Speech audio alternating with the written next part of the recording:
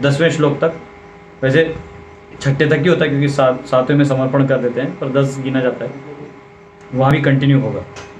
तो आइए इसमें अध्ययन करें। कल हमने कुछ क्वेश्चंस देखे कमेंट में, तो सोचा पहले उसको एड्रेस कर दूं फिर आगे जाऊं, क्योंकि कई बार लोगों के क्वेश्चंस होते हैं और आंसर न किए जाएं तो फिर उनके दिमाग में वही चलते रहता है।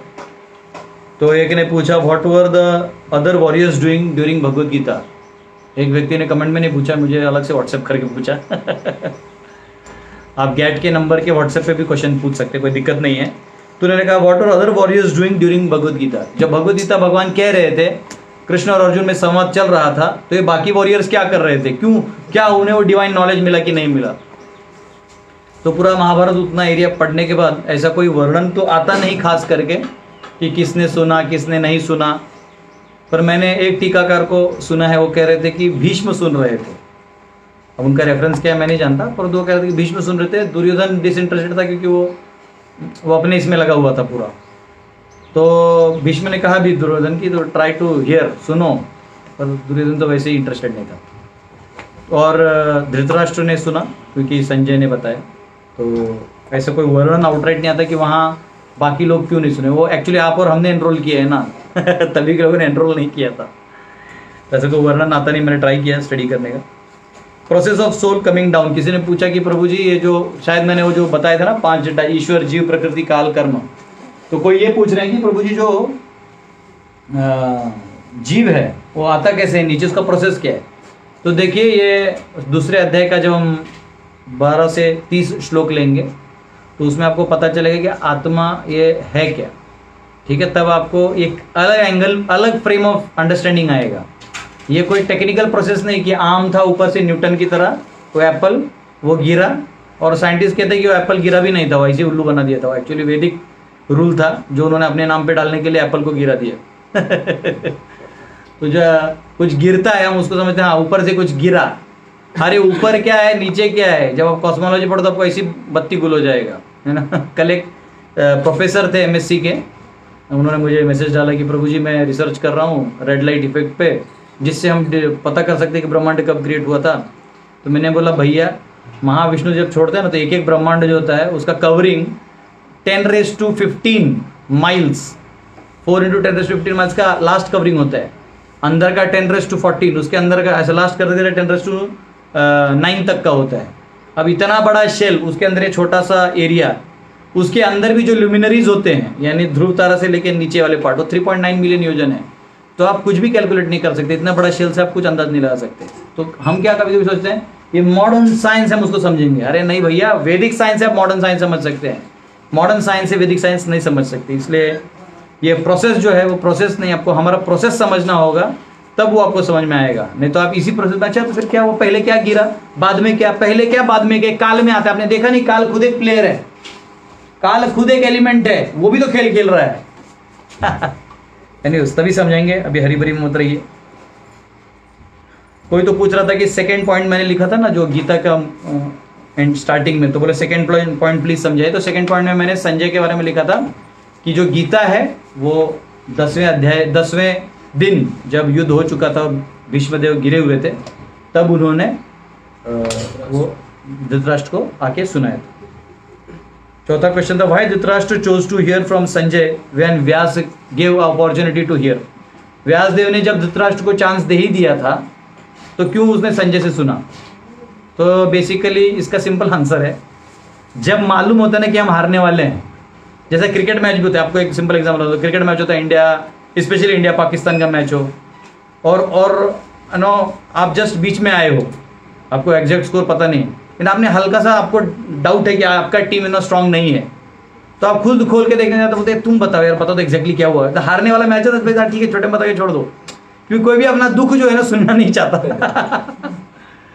जैसे कभी कभी हम कोई सेवा देते हैं किसी को कि ये करके आओ और पता चला वो काम नहीं हुआ है, तो वो आके जब पूरा डिटेल बता दे बेटा तो छोड़ो एग्जैक्टली बताओ लास्ट में क्या हुआ, तो बोलते देखो ये हुआ ठीक।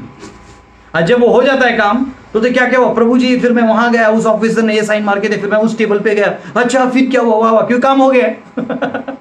जब काम नहीं हो रहा है तो क्यों सुनेंगे। तो धृतराष्ट्र जानता था पहले से अंदर से, क्योंकि व्यासदेव ने पहले ही कह दिया था कि तुम्हारे 100 बच्चे मारे जाएंगे। जिसको ऑलरेडी ये न्यूज मालूम है और व्यास पे भरोसा है, लेकिन अंदर से आसक्ति ऐसी चीज है वो जाती नहीं। व्यक्ति आशा छोड़ता ही नहीं, आशा पाश शतेर बद्धा, आशा के पाश में फंसा हुआ है आदमी, वो हमेशा ही सोचता नहीं। फिर आता है क्वेश्चन कि हाँ, कुछ लोगों ने बोला कि आप यूट्यूब पे अपलोड करिए। ऑलरेडी हमारे यूट्यूब चैनल पे सारे लेक्चर्स अभी तक के अपलोड हो चुके हैं। भक्ति वेदांत विद्या भवन हमारा चैनल है, उसको आप सब्सक्राइब कर लीजिएगा तो नोटिफिकेशंस भी आएंगे, और आप उधर लेक्चर सारे सुन भी सकते हैं, सीक्वेंस वाइज, टाइटल वाइज सब दिया हुआ है। Can we all call Lakshmana Gudakesha? ये ना उर्धनकारी क्वेश्चंस लोगों को आते रहते हैं शांति से कोई बैठना नहीं चाहता। ठीक है भैया, हमने अर्जुन गुड़ाकेश कैसे ये समझाया, अब इमीडिएटली अब वो भी गुड़ाकेश था तो ये भी गुड़ाकेश था, तो ये करने की जरूरत नहीं है। फिर भी लक्ष्मणा गुड़ाकेश, लक्ष्मणा, ये लक्ष्मणा का बात नहीं कर रहे, लक्ष्मण का बात करें जो राम जी के भाई हैं, तो उनको गुड़ाकेश बोलने की जरूरत नहीं है, उनसे ही निद्रा उत्पन्न होती है वो आदि गुरु हैं, वो स्वयं बलराम जी हैं। Is the first expansion of the Lord. ठीक है, वो चतुर्व्यूह में भी इज द फर्स्ट एक्सपांशन, तो इनको जीव से कंपेयर करने का सवाल ही नहीं आता है। He is the source of all those that qualities we see here. जो गुण हम इस संसार में देखते हैं वो उन्हीं से आते ही हैं, तो कृपया करके भगवान को उस लेवल पे मत लाइए। संजय ने क्या सुकृत किया कि उसे ये सब मिला? किसी ने पूछा कि ऐसा क्या ऐसा कि कर दिया था संजय ने कि उसे ये मौका मिला ये सब करने का? तो संजय का सबसे बड़ा क्वालिफिकेशन था कि वो व्यास के सबसे लॉयल डिसाइपल थे, इसलिए व्यास ने उनको वो एम्पावर किया। कोई भी डिसाइपल अगर अपने गुरु का प्रामाणिकता से सेवा करता है, कोई भी प्रजा अपने राजा की आज्ञा का ईमानदारी से पालन करता है, कोई भी पत्नी अपने पति की आज्ञा का पालन करता है, कोई भी बच्चा अपने माता पिता की आज्ञा का पालन करता है, कोई भी शिष्य अपने गुरु का पालन करता है, तो उसे स्वाभाविक रूप से वो सारी जो शक्तियां हैं उसमें आ जाती हैं। ब्रह्मा जी भागवतम में कहते हैं, तत्तेनुकंपा सुषमीक्ष मानो भुजान एवात्म कृतम विपाकम। वो कहते हैं कि अगर कोई भगवान की भक्ति करता है और पूरे हृदय से करता है, तो जो भी सदाय भाग जो भी भगवान का है वो सब उसका हो जाता है बाय डिफॉल्ट। वो बाय डिफॉल्ट उसका सारा प्रॉपर्टी भगवान का उसका हो जाता है। प्रॉपर्टी लेने के लिए नहीं करने भक्ति, लेकिन वो बाय डिफॉल्ट है। तो जैसे गुरु को शिष्य प्रसन्न कर देगा तो शिष्य जाते जाते उसको सब एम्पावर करके जाएगा। या अगर बेटा पिता की अच्छे सेवा कर रहा है तो पिताजी दिल खोल के तिजोरी का चाबी देंगे, नहीं तो उसको उल्लू बनाते रहेंगे। देखेगा ये काम का आदमी नहीं है, झूठ बोलता है और गड़बड़ करता है, तो नहीं देंगे। तो ये फर्क है। अगर पिताजी भी अच्छे हैं तो, नहीं तो आजकल के पिताजी बैठ के बेटा तू भी एक पैग ले, मैं भी एक पैग लेंगे, मम्मी को भी बुला लो, उनको थोड़ा और कम पैग में दे देंगे, है ना। तो सब पैग लेके अपना लेग तोड़वाने नरक में जाएंगे तो संजय का लॉयल्टी उनको क्वालिफिकेशन था। कृष्ण ने वचन कब दिया भीष्म को? अच्छा, ये महाभारत के सारे क्वेश्चन महाभारत वाले लेक्चर में पूछेगा मुझे जितना गीता के लिए देना था मैंने दे दिया। तो कृष्ण ने भीष्म को भी वचन नहीं दिया था, जो कल मैंने समझाया था ना कि कृष्ण ने भीष्म के वचन को रखने के लिए किया। नहीं, जो ही आप भक्ति करते हैं, शुद्ध भक्ति करते हैं, तो मैंने आपको समझाया था ऋषिकेश यानी आपकी इंद्रियों को जानने वाले। तो भगवान देखते हैं कि जब आप पूर्ण समर्पित हैं तो वो आपका कंट्रोल ले लेते हैं, आपकी इच्छा को भी पूरा करने के लिए वो, क्योंकि आपकी इच्छा भगवान की इच्छा के अनुरूप हो गई है, तो फिर वो आपको मदद करते हैं। ये आपको ईशोपनिषद में पढ़ाया जाएगा, एकत्वम अनुपश्यतः, कि वो आपको सारा वो जो 2-3 श्लोक से उसमें आएगा, वो अलग क्लास है, वो आप सुन सकते हैं। तो हमारी इच्छा भगवान की इच्छा से जब जुड़ जाती है तब हम शुद्ध भक्त कहलाते हैं। हमारी थोड़ी भी अलग इच्छा है, भौतिक इच्छा है, तो फिर वो मिश्र हो जाता है, मिक्स। तो ये बेसिकली भीष्म ऑलरेडी शुद्ध भक्त थे, तो भगवान उनकी इच्छा पूरी करते। हरे कृष्णा। आज हम लोग 3rd फेज में हैं, जो श्लोक नंबर 1 पहले अध्याय का श्लोक नंबर 28 से लेके 46 जो है 28 to 46, ये जो है अर्जुन के डाउट्स, अर्जुन की जो शंकाएं हैं वो यहाँ पे अभी हम लोग चर्चा करेंगे। तो आप सबको ऑलरेडी ब्रॉडकास्ट में वो मिला होगा एक मेरा फाइल, ठीक है। और जिनको नहीं मिला है तो प्लीज़ कमेंट में अगर उसका पिक है किसी को तो आप डाल सकते हैं। आप लोग में से कोई कमेंट में आपको पिक आ जाएगा, जो रजिस्टर नहीं किए हैं और सुन रहे हैं तो कृपया करके आप वो अंदर रख सकते हैं। अर्जुना के डाउट्स एंड 5 रीजंस, 5 कारण कि अर्जुन ने युद्ध क्यों नहीं किया, ठीक है। तो हिंदी में चाहे तो आप हिंदी में भी लिख सकते हैं, मैं हिंदी में लिखता हूँ ताकि इंग्लिश मैं बोल देता हूँ, जो इंग्लिश है वो English, you can note down English. तो फर्स्ट रीजन इज कंपैशन, दया। पहला कारण क्या था? अर्जुन को क्या आ गया? दया। दया। दूसरा कारण क्या था? भोग। अब आप बोलोगे नहीं प्रज्वल तो त्यागी था। नहीं, माया रूप में उधर वो जो उसका सिचुएशन था, वो जो भाषा बोल रहा था वो एक भोगी की भाषा है कि मैं कैसे क्या राज्य का आनंद ले पाऊंगा जब मेरे ही लोग स्वजन्म आहवे, वो जो आ जाएंगे ही मर जाएंगे। किम नो राज्य न गोविंद किम भोगे रे जीविते नवा। भोग की बात तो खुद कर रहा है। दूसरा कारण क्या है? भोग। तीसरा कारण पाप। पाप का डर था ये भैया ये पाप कौन लेगा अपने आप पे। देखिए आप जो भी काम करते हैं तो उसका पाप और पुण्य का फल आपको अपने आप लग जाता है। आपने किसी को पानी पिलाया मदद को तो पुण्य हो गया, आपने उसका पानी छीन लिया तो पाप हो गया। अब बोलो नहीं भगवान ने मुझे पावर दिया, तो कोई बात नहीं बेटा, तो पावर बाद में भगवान छीन लेंगे। चौथा कारण सामाजिक। सामाजिक का जी पड़ जाएगा बाद में जो भी है इसका से अगर कोई ग्रामेटिकल मिस्टेक्स हो तो आप अपने आप पे ही सुधार सकते हैं। अनिर्णित। और पांचवा कारण था वो अनिर्णित थे।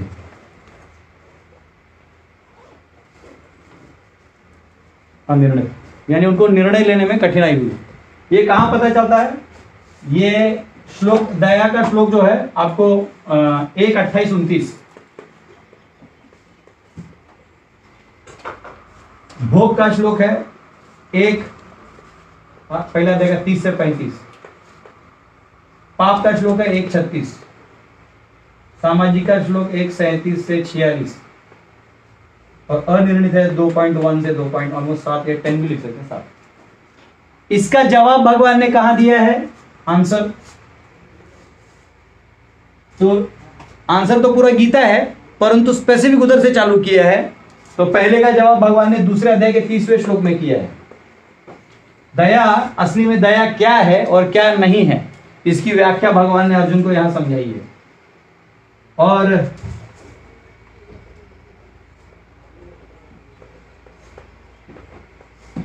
2.32 और 37 में भोग असली में क्या है? भोग ऐश्वर्य प्रसक्ता नाम तया अपहृत चेतसाम। भोग करोगे तो चेतना अपहृत हो जाएगी। और पाप का व्याख्या उन्होंने दूसरे अध्याय का 21, 21, 33 और 38 में किया है। ये इसका और इसका जो है 2.38 में जब वो कर्मकांड समझाते हैं तभी इसका जवाब देते। सामाजिक स्ट्रक्चर होता क्या है वो बताया है, कर्तव्य किसके क्या होते हैं और कंफ्यूजन को दूर करने के लिए दूसरे अध्याय का ये उसका ब्रेकअप है। ये कृपया करके आप लिख लीजिए।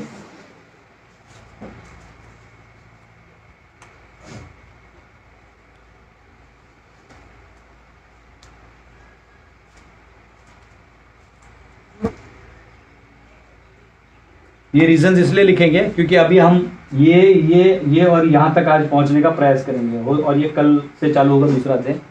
तो हमारे पास टाइम कम भी है और इसको हमें ख़त्म भी करना है।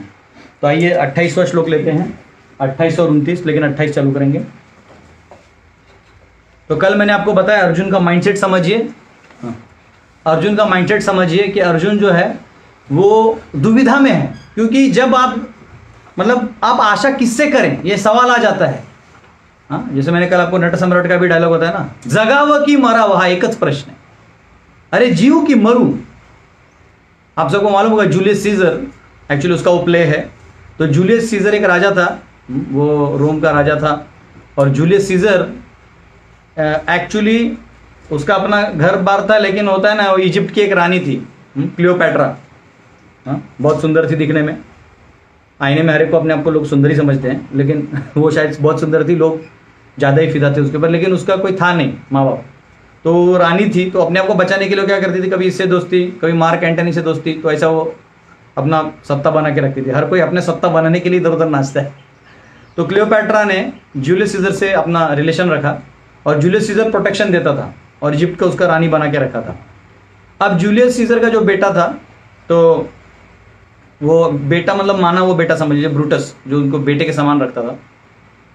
तो एक बार उसने कुछ गलती किया और जूलियस सीजर ने डांटा था, और इसने क्या किया, ब्रूटस ने थोड़ा नफरत फैला दिया। उसके 45 वो थे जो मिनिस्टर्स होते हैं ना काउंसिल में राजा के, राजा अपने आप से डिसीजन नहीं लेता है, अपने आप से डिसीजन लेने वाला राजा अनार्क कहलाता है, और मंत्रियों का सुनने वाला मोनार्क कहलाता है। तो मोनार्की है, anarchy is not monarchy, anarchy totally अलग है, वो तो और डेंजरस है, डेमोक्रेसी भी डेंजरस है। एनार्की सटक गया राजा का तो कुछ भी कर देगा।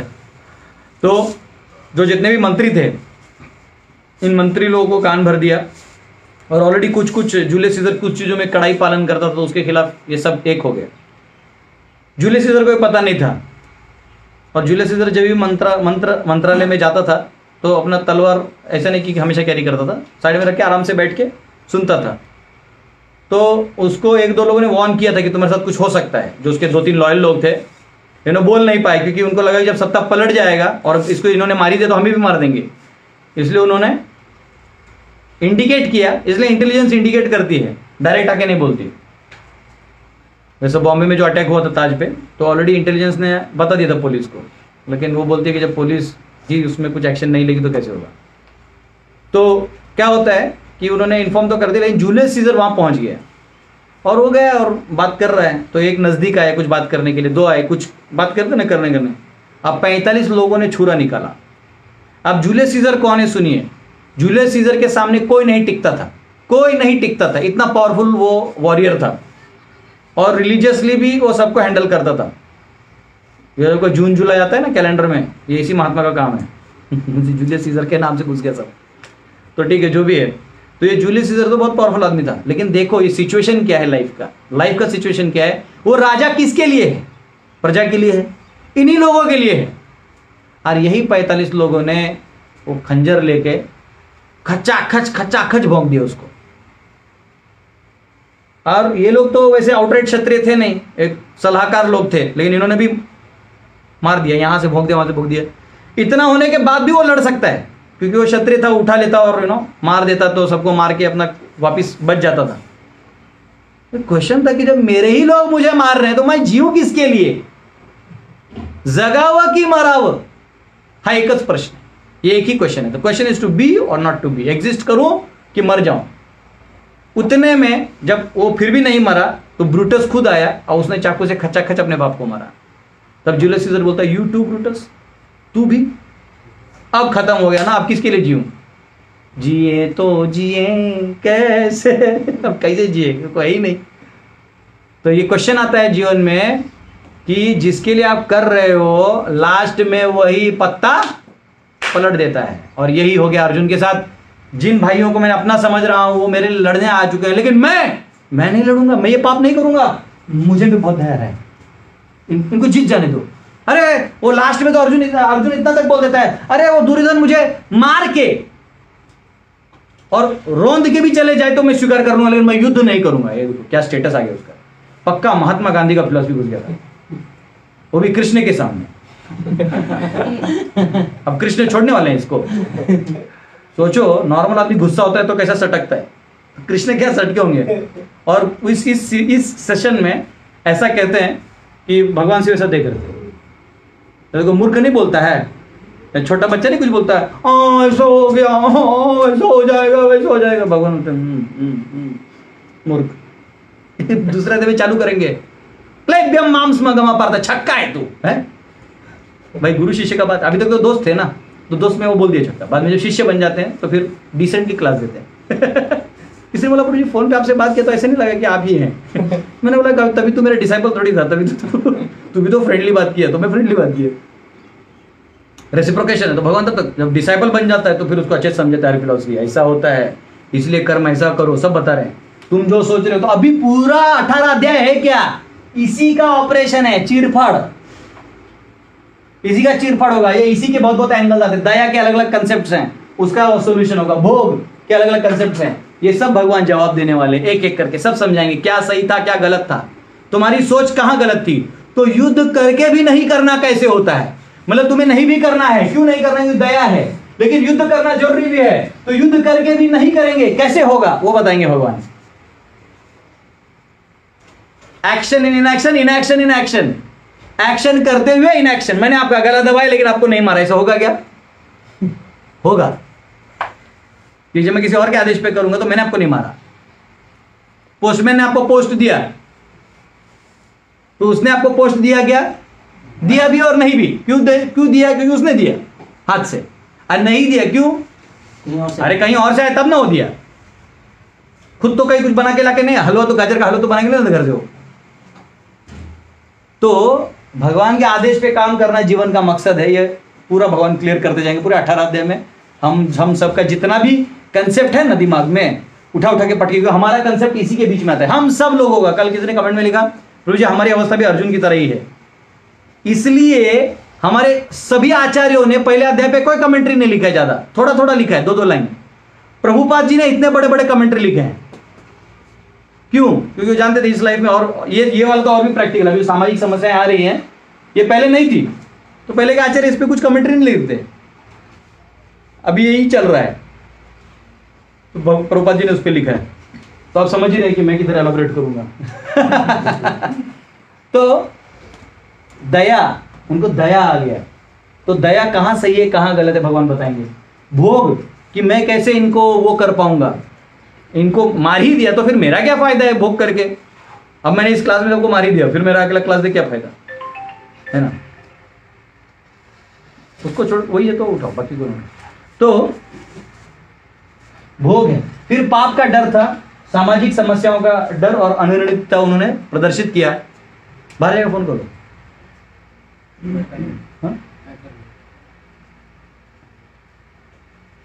नहीं एक मिनट। हरे कृष्ण। तो अभी हम लोग 28वें श्लोक में जाएंगे। आपको बैकग्राउंड बता दिया, तो आप समझिए भी अर्जुन की अवस्था क्या है। अब अर्जुन उस अवस्था से और गिरते गिरते गिरते गिरते गिरते गिरते गिरते जाएगा। ठीक है। अर्जुन उवाच द्वेष्ट्वेमं स्वजनं कृष्ण युयुत्सुं समुपस्थितं सीदन्ति मम गात्राणि मुखं च परिशुष्यति। अर्जुन ने कहा, हे कृष्ण, इस प्रकार युद्ध की इच्छा रखने वाले अपने मित्रों तथा संबंधियों को अपने समक्ष उपस्थित देखकर मेरे शरीर के अंग कांप रहे हैं और मेरा मुंह सूखा जा रहा है। तो यहां पे एक बहुत बड़ा चीज आपको देखने को मिलेगा कि पहले अध्याय के 27वें श्लोक में, यहां लिखता हूं, पहले अध्याय के 27वें श्लोक में हमने देखा कृपया परयाविष्टो कि उनका हृदय से दया आ रहा था। मतलब अर्जुन का जो दया यहां पे था वो कहा गया कि वो आध्यात्मिक दया था। और 1:28 से अब जो वो कह रहे हैं ये दया जो है अब कहीं कहीं आपको मिश्रित मिलेगा। उसका कारण मैं आपको बताऊंगा। तो ये श्लोक में तात्पर्य थोड़ा देखते हैं। तो प्रभुपाद जी इसमें बताते हैं कि वो तो ट्रांसलेशन में भी है कि, अच्छा इसका ट्रांसलेशन नहीं पढ़ा ना हमने। अर्जुन ने कहा, हे कृष्ण, इस प्रकार युद्ध की इच्छा रखने वाले अपने मित्रों तथा संबंधियों को अपने समक्ष उपस्थित देखकर मेरे शरीर के अंग कांप रहे हैं और मेरा मुंह सूखा जा रहा है। ओम अज्ञानतिमिरन्दस्य ज्ञानांजन शलाकया चक्षुरुन्मिलितं येन तस्मै श्री गुरुवे नमः। नमामि विष्णुपदाय कृष्णपृष्ठाय भूतले श्रीमते भक्तिवेदांत स्वामी नामिने नमस्ते सरस्वती देवी गौरवाणी प्रचारणे निर्विशेष शून्यवादी पाश्चात्यदेशतारणे जय श्री कृष्ण चैतन्य प्रभु नित्यानंद श्री अद्वैत गदाधर शिवासादि गौर भक्त वृंद। हरे कृष्णा कृष्णा कृष्णा हरे हरे हरे राम राम राम। तो वो कह रहे हैं कि अब इनके दो चीजें हो रहे हैं, लिम्स आर क्विवरिंग, यानी जो थरथराट होता है ना, ऐसा लाइक आप कुछ गलत करने जा रहे हो तो क्या होता है, थरथरा रहा है। एंड माउथ ड्राइंग अप, मुंह सूख रहा है। ये दो चीजें बताई हैं। फिर प्रभुपाद जी एक चीज बताते हैं कि जो अभक्त है इसमें कितने भी अच्छे गुण हो, लेकिन लास्ट में उन सभी गुणों का कीमत कितना है, बहुत छोटा है, कुछ वैल्यूबल नहीं है ज्यादा जीवन में। समझो आपको बहुत ज्यादा गणित आता ही है, लैम्बडा थीटा ये वो, क्या कर लीजिएगा जीवन में उसका, क्या करिएगा बताइए, कुछ नहीं। आप बहुत बड़े डॉक्टर हैं, न्यूरो सर्जन है, ये है वो है, कोरोना धर ही लिया तो क्या करिएगा, लाइव वीडियो में ही चला जा रहा है आदमी। तो काल के सामने आप क्या है, कुछ नहीं। तो हमारे जितने भी उपलब्धियां हैं, अच्छा गाना आता है, क्या हो गया उसे। एक बार तुकाराम महाराज इंद्रायणी नदी पार कर रहे थे, महाराष्ट्र में देहू में जहां रहते थे उधर इंद्रायणी नदी है। तो नैंद्रायणी नदी को पार करना था, तो किनारे खड़े थे। तो एक योगी को मालूम था कि बहुत बड़ा महात्मा कहलाता है, तो थोड़ा उसको जलन हुआ, तो उसका सिद्धि था पानी में चलने का। तो पानी में चल के दिखाए तुकाराम महाराज के सामने कि तुम्हें पानी में चलना नहीं आता है, मुझे आता है। तुकाराम महाराज जो 25 पैसा दिए बोट वाले को, पार कर दिए, और उसको बोले तुम्हारी सिद्धि का कीमत कितना है? 25 पैसा। तो हमारे पास जितनी उपलब्धियां ये कोई वैल्यूएबल नहीं है। और वो कहते हैं, प्रभुपाद जी समझाते हो, श्लोक है भागवत का, वो कहते हैं कि अगर हमारे पास भगवान की भक्ति है, यस्यास्ति भक्ति भगवती अकिंचना, तो अगर अब भगवान की भक्ति है तो क्या होगा? अपने आप सारे देवों के गुण हम में आ जाएंगे। तो वो श्लोक है भागवतम का 5:18-12, आप नोट डाउन कर सकते चाहता हूँ। 5:18-12 प्रभुपाद जी के परपोर्ट में भी है वो वर्ष। यस्यास्ति भक्ति भगवती यकिंचना सर्वैर्गुणैस्तत्र समासते सुरः हराव भक्तस्य कुतो महद्गुणा मनोरथेना सति धावतो बहि। क्योंकि अभक्त जो है वो मन के रथ पे भाग रहा है। मनोरथ यानी मन के रथ पे। अब मन कहाँ जाता है? अभी यहाँ है तो चांद पे चला जाएगा, अभी यहाँ बैठा है यूएस का वीजा देख के यूएस चला जाएगा। मन का अभी मन हुआ कुछ पाप भी करके आ जाएगा। तो मन के रथ पे बैठ के नहीं भागना है, हमको भगवान के रथ पे बैठ के भागना है। तो इसलिए वो कहते हैं यस्यास्ति भक्ति भगवती अकिंचना, अकिंचन भक्ति होनी चाहिए। तो अपने आप जो अच्छे गुण हैं देवताओं के, वो आप में अपने आप आने लगेंगे। कई बार कुछ दार्शनिक क्या करते हैं, वो अपने शिष्यों को बहुत टेंशन देते हैं, जब तक आप में अच्छे गुण नहीं आएंगे आप अच्छे भक्त नहीं कहलाएंगे। ये गलत है। आप पहले भक्ति का प्रोसेस अवलंबन करिए, अपने आप ये सारे गुण आप में आ जाएंगे। एक एक करके मुझे नम्र होना है, ऐसे हाँ मुझे नम्र होना है, प्रभु जी हरे कृष्णा, तो उससे नहीं होगा। समझ रहे? जो आप नहीं है वो आप एक्टिंग करके बन के भक्ति नहीं ला सकते, लेकिन भक्ति करके ये सब अपने आप में आ सकता है। ठीक है? तो यहां पे वो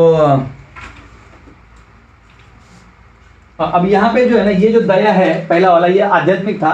अब ये जो दया है वो मटीरियल कंपैशन की तरफ जा रहा है। ध्यान से देखो, ये कहां गया है? Material compassion. अब आप बोलोगे लेकिन अभी तो ये था, अभी ये कैसे दर्शा रहा है? मैं आपको बताऊंगा, है ना? नहीं तो आप लोग भी कमेंट में लिख के बता सकते हैं ऐसा क्यों हुआ, 27 से 28 का ट्रांजिशन क्यों हो गया। चलिए 29वां लीजिए तो एक ही साथ उसका जवाब भी दे दूंगा मैं आपको। वे पतुश्च शरीरे में रोम हर्षश्च जायते गांडीवम संस्कृते हस्तात् पच्चैव परिदह्यते। मेरा सारा शरीर कांप रहा है, मेरे रोंगटे खड़े हो रहे हैं, मेरा गांडीव धनुष मेरे हाथ से सरक रहा है और मेरी त्वचा जल रही है। अब ये क्या हो रहा है? सारे जो त्वचा जलने का काम, और एक्चुअली क्या होता है, अंदर से जो होता है वो बाहर होता है। जैसे अंदर में हृदय जलता है तो अपने आप बाहर एक अलग से जलने की फीलिंग आती है। आग लग गया ऐसा है, वो टेम्परेचर अलग होता है। वो अग्नि वाला, फायर वाला आग से ज्यादा समझिए कि वो एक मानसिक त्राण का आग होता है। कभी कभी आप समझो कोई आपसे अच्छा परफॉर्म कर रहा है तो आपको द्वेष हो गया, समझो कोई रनिंग रेस में दूसरा अच्छा भाग रहा है तो अंदर से जलन आती है। या कोई स्पेशली माताओं में होता है, किसी ने और अच्छा साड़ी पहन लिया तो अंदर हो जाए, तो बाहर निकलता है पूरा शरीर में। हाँ? या कभी कभी कोई लड़का है वो शादी में गया है किसी और दोस्त के, देखा यार मेरे बीवी से अच्छे भी उसको बीवी मिल गई, तो यार क्या है अंदर से जलता है, पूरा अंदर से जलन होता है। हाँ ब्रेकअप हो गया ना, मेरा भी नंबर था लेकिन नहीं। तो ऐसे बहुत सारे सिचुएशन आते हैं लाइफ में, तो जलन हो सकता है। लेकिन यहाँ अर्जुन का द्वेष वाला जलन नहीं था। यहाँ कौन सा था? वो आगे एक भयावह चीज सो देख रहे थे कि इतना बड़ा भयावह चीज हो जाएगा और उसका कारण कौन बनेगा? मैं ये नहीं लेना चाहता, ये भाव। अब गेम ये है कि जो भगवान करना चाहते उसमें आप क्या रोक लीजिएगा। भगवान अवतार लेते ही क्यों है? परित्राणाय साधूनां विनाशाय च दुष्कृताम। जब दुष्कृतों का विनाश करने वो आई हैं तो होना ही है। तो जी क्लास में आप नोट्स बनाते हैं हाँ? तो माला और दोनों मत करिए, वो ध्यान ऐसे जाता है जैसे फिर माला वाला मूड आ जाता है, अरे कृष्ण मेरे को भी जब तो अगर हो सके तो, है ना, एट ए टाइम एक चीज करिए। वैसे कई लोगों को सिद्धि भी होता है, दो मतलब कर देते हैं। तो हरे कृष्ण। तो ये जो ट्रांजिशन है ये इसलिए हुआ है, ये ट्रांजिशन इसलिए हुआ है क्योंकि भगवान चाहते थे कि अर्जुन भ्रम में रहे और उसके माध्यम से मैं सभी संसार को ये ज्ञान बता पाऊं, धर्म क्या है इसकी व्याख्या मैं कर पाऊं। मराठी में इसको बोलते हैं लेकी बोले सुने लागे। गांव में जब शादी होता है ना तो बहू आती है घर में, तो बहू आती है तो उसको डायरेक्ट नहीं बोला जाता। कुछ भी नहीं आती और खाना बनाती है और नमक कम हो या मिर्ची ज़्यादा हो जाए तो कभी उसको डायरेक्ट नहीं बोलते, क्योंकि भैया बहुत लंबे समय तक साथ में रहना है, आज का एक बात बोल के नहीं चलेगा। आजकल की मॉडर्न अम्माएं बोल देती हैं, लेकिन आजकल की मॉडर्न बहू भी तो जोमेटो से मंगाती है तो कोई दिक्कत नहीं है। लेकिन पहले होता था कि नहीं बोलते थे किसी को। क्यों नहीं बोलते थे? क्योंकि वो ज़्यादा दिन रहने साथ में। तो अब बोलना भी है, भाई गलती हुआ है ना, नमक ज़्यादा हो गया है, कम है तो, या तड़का गलत लग गया है तो बताना होता है, उसका काम है सिखाना सास का। तो अच्छा नहीं भी सिखाएगी तो अंदर से उसको लगता है कि मैं ही टीचर हूँ, तो वो भी एक अलग चीज़ है। अब सिखाएगी, जोर से डांटेगी तो प्रॉब्लम है, नहीं बोलेगी तो प्रॉब्लम है, तो क्या करती है वो बीच में एक को रख देती है। किसको? अपनी बेटी को। तो मराठी में बोलते हैं लेकी, लेक मतलब पोरगी, अपनी बेटी। लेकी बोले सुने लगे, सुन यानी बहू। तो बेटी को बोलते हैं अरे बेटी, अरे कम से कम इसमें खीर में थोड़ा काजू किशमिश डाल देते तो और टेस्टी नहीं हो जाता? ओ होगा तुम्हारे ससुराल में नहीं डालते होंगे, इसको बोल रही है। मतलब वो क्या कह रही है उसको कि तुम्हारे मैके में नहीं डालते होंगे। अच्छा वो अंदर से सुन रही है, अंदर से तो जानती कि मैंने बनाया है, वो जानती भी है माँ जी, लेकिन मुझे डायरेक्ट नहीं बोल रही, तो अंदर से अच्छा लगता है चलो मुझे डायरेक्ट अपमान नहीं किया, है ना। लेकिन उसको मालूम है कि अगली बार काजू बादाम डालना। तो भगवान क्या कर रहे हैं, ये जो जीव है ना नीचे वाले, ये सब अवस्था किसकी है? हमारी है, जीवों की है।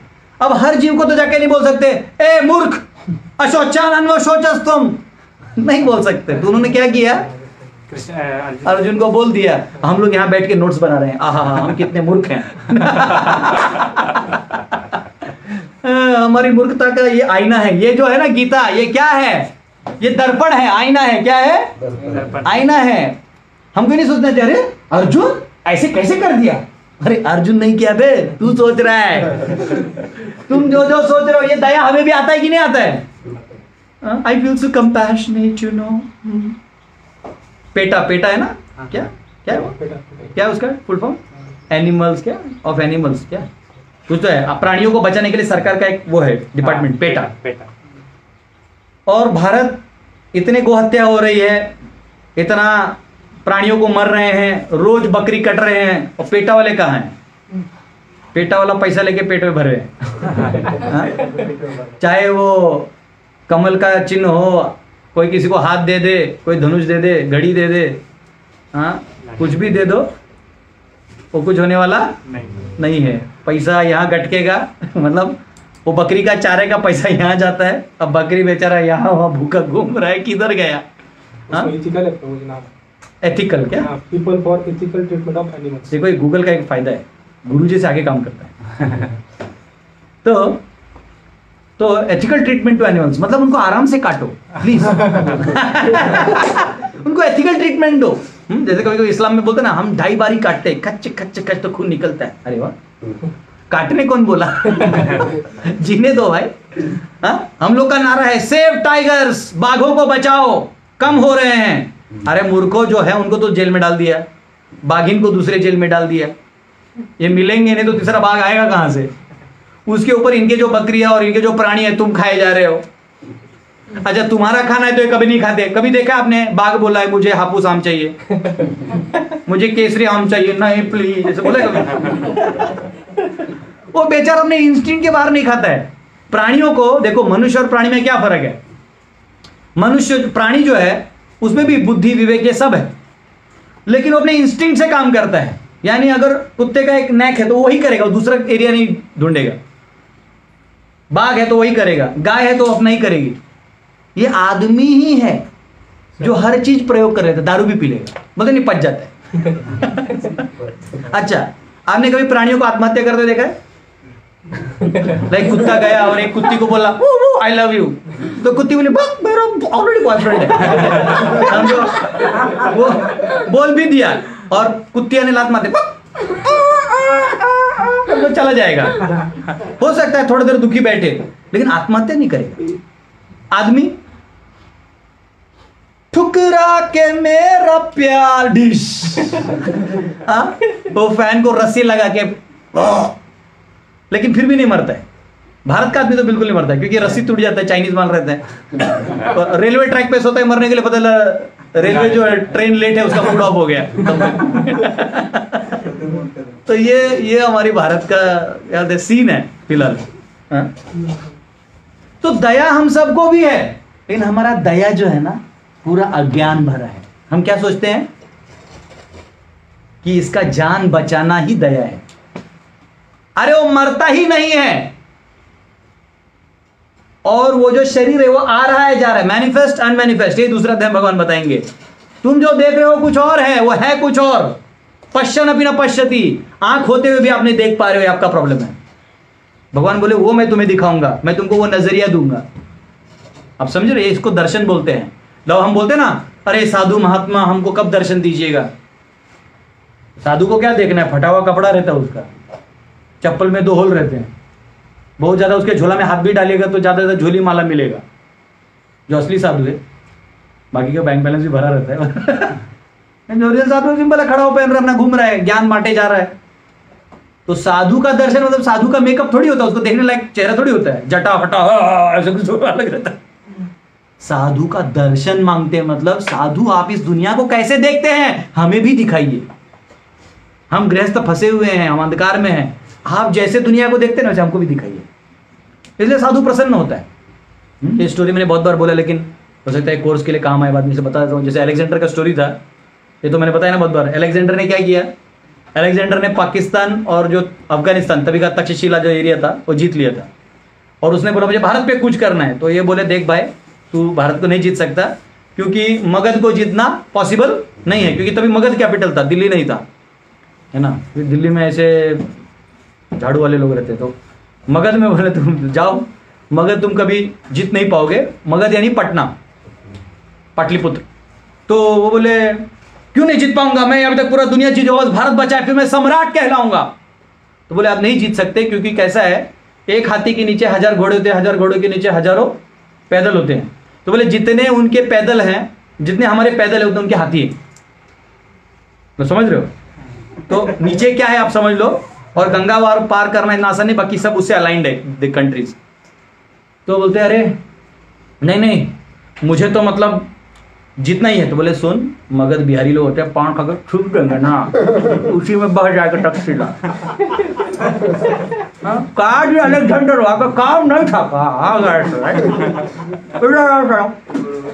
इसको पान खिलाओ ठीक हो जाएगा, बम बम। पता लगा बिहारी उसको भांग वांग पिला दे, अलेक्जेंडर नाच रहा। अब मुझे कुछ नहीं चाहिए। इंडिया को जीतना आसान नहीं है, आज तक इंडिया को कोई जीत नहीं पाया। भारत जिसके हम बात कर रहे हैं, आर्यवर्त की बात कर रहे हैं, आप जीत ही नहीं सकते इसको। मैं एक मुस्लिम के साथ डिबेट किया था 3.5 घंटा, वो बोला नहीं हम भारत को कोई नहीं जीत सकता है। मालूम है क्यों नहीं जीत सकता, बताओ क्यों। यहां हर कोई ज्ञानी है, हर कोई ज्ञानी है। यहां खेती करने वाला भी जानता है हम शरीर नहीं, हम आत्मा है, इसलिए यहां जीत नहीं सकते। यहां कोई भी लॉजिक मारिएगा तो बोलते क्या करिएगा, जीवन नश्वर है। बोलते क्या है यार, इसको कुछ ही बोलो।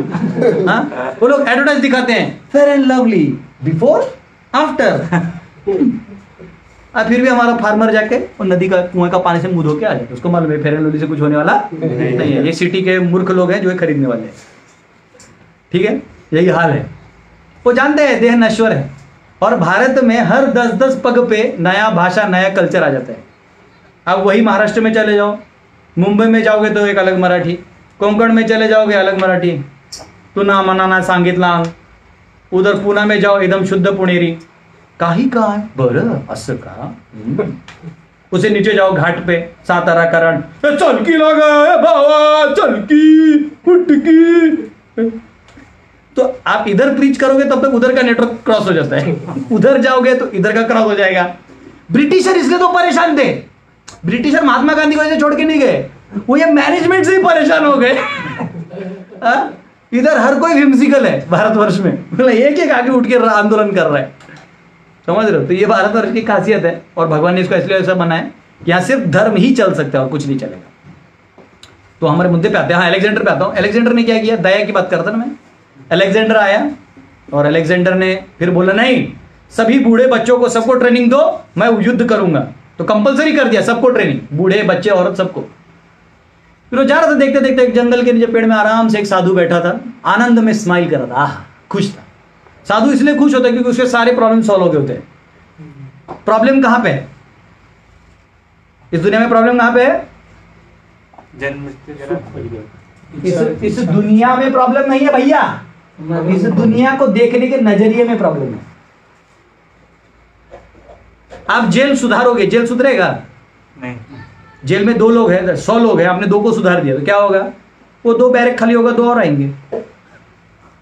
तो यहां पे एक ही आदमी को जॉब है, किसको? प्रीचर को।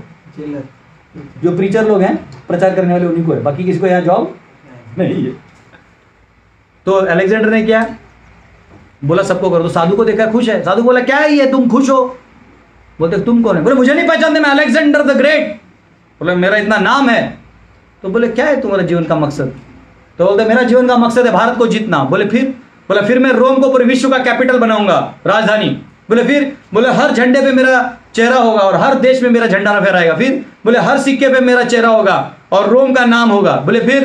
बोले फिर मैं मेरे बेटे को ट्रेनिंग दूंगा। बोले फिर मैं उसे राजा घोषित करूंगा। बोले फिर मैं उसका शादी करवाऊंगा। बोले फिर मैं आराम से कुर्सी बैठ के लेट जाऊंगा। तो बोले हरामखोर, मैं क्या कर रहा था? तू इतना करने के बाद करेगा, मैं पहले आराम कर रहा था। तो कई बार हमारी खुशी ढूंढने की तरीके बहुत अलग होते हैं। वैसे हमारा दया करने का तरीका भी क्या है? एकदम अलग है। भगवान का अलग है, हमारा अलग है। तो भगवान अपना दया का तरीका बताएंगे यहाँ पे, भोग का बताएंगे, पाप का बताएंगे, सामाजिक और ये है, ठीक है। इसको हम डिटेल में बाद में जाएंगे। तो ये 28 और 29 अभी बताया है।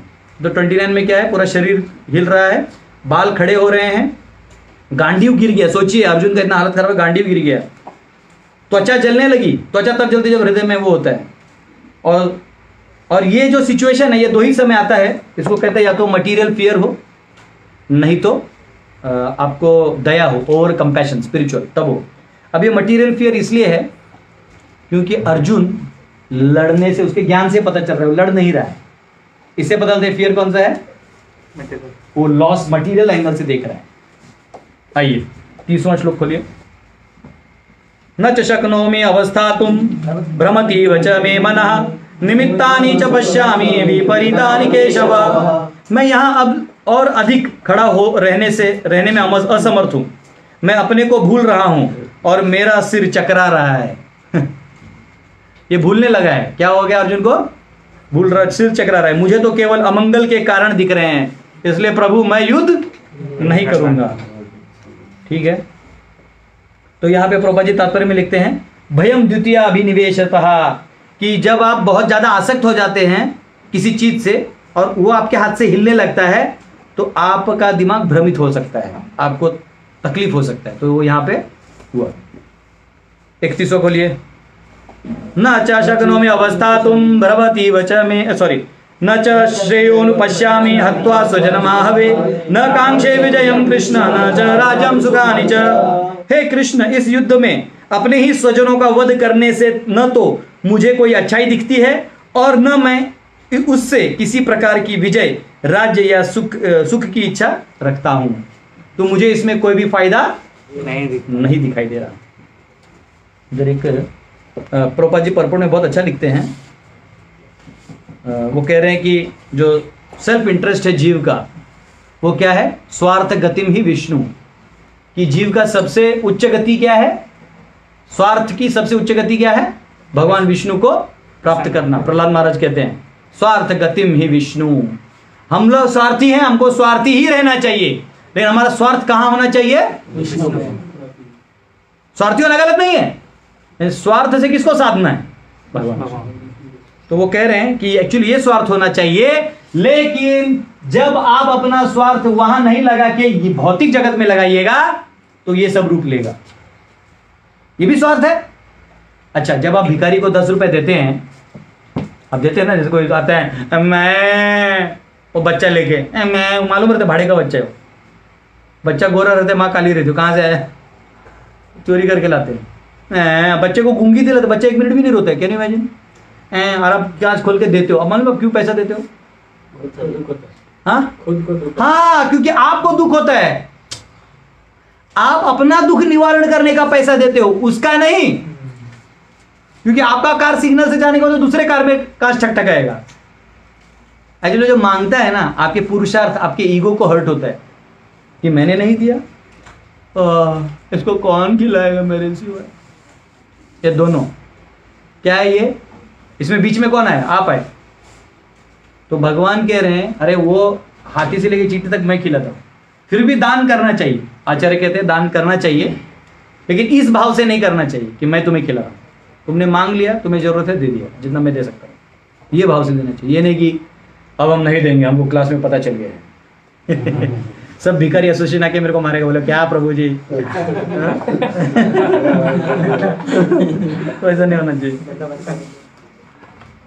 और एक पॉइंट प्रभुपाद लिखते हैं इसमें कि Krishna is the cause of material happiness, कि भगवान कृष्ण ही, अगर आपको भौतिक सुख भी चाहिए जो आप उनको छोड़ के पाने का कोशिश कर रहे हो वो नहीं मिलेगा, अगर भौतिक सुख भी भोगना है तो किसको बीच में लाना होगा? भगवान को लाना होगा, भगवान कृष्ण को बीच में लाना होगा, क्योंकि उन्हीं का तो संसार है। जैसे हमारे भक्त हैं, वो कौन बोलता है भक्त प्रसाद नहीं खाते? कई बार लोगों को लगता है मतलब कि अरे क्या है ये लोग बेचारे क्या खाते हो, क्या रोज फीस्ट हो रहा है, कोई जन्म लिया तो फीस्ट, कोई चला गया तो फीस्ट, कोई किसी का बर्थडे है तो फीस्ट, हाँ किसी को कुछ अच्छा अप्रेजल हो गया तो फीस्ट, किसी का डिप्रेजल हो गया तो बोलता है मैं यहाँ क्यों पैसा खर्च करूँ, मुझे आप ही लोग खाइए, वो भी फीस्ट। किसी का जॉब मिला तो फीस्ट, जॉब गया तो फीस्ट, क्योंकि आके ही फीस्ट खाता है वो, बोलते प्रभु जी जब जॉब चलाएगी तो आके फीस्ट ही खा लेते हैं और जब बचे पैसे के। तो ये है, तो कहाँ भक्त फीस्ट क्या है? तो भगवान को भोग लगता है, आराम से सब प्रसाद लेते हैं, कहीं दिक्कत है?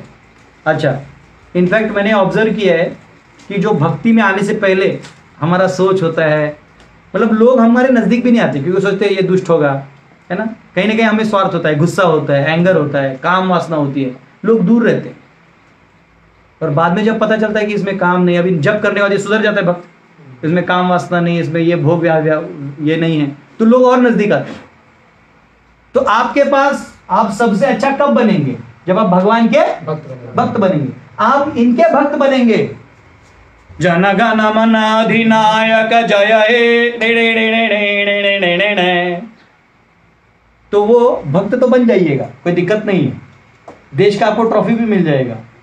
मरते वक्त सोचेगा कि मैं यहाँ बॉर्डर पे मर रहा हूं, लेकिन नीचे तो सब पापी लोग हैं, बचाए किसको मैंने? नीचे धर्म है तब बाहर आप युद्ध कर सकते हैं कि हाँ मुझे कुछ बचाना है। हाँ, फिर तो एक है कि भारत के सैनिकों का एक फायदा ये है कि भारत भूमि धर्म भूमि है, तो आप अनिच्छा से भी धार्मिक कार्य कर रहे हो, लेकिन बाकी देशों का क्या? तो देहात्म बुद्धि हो जाएगा।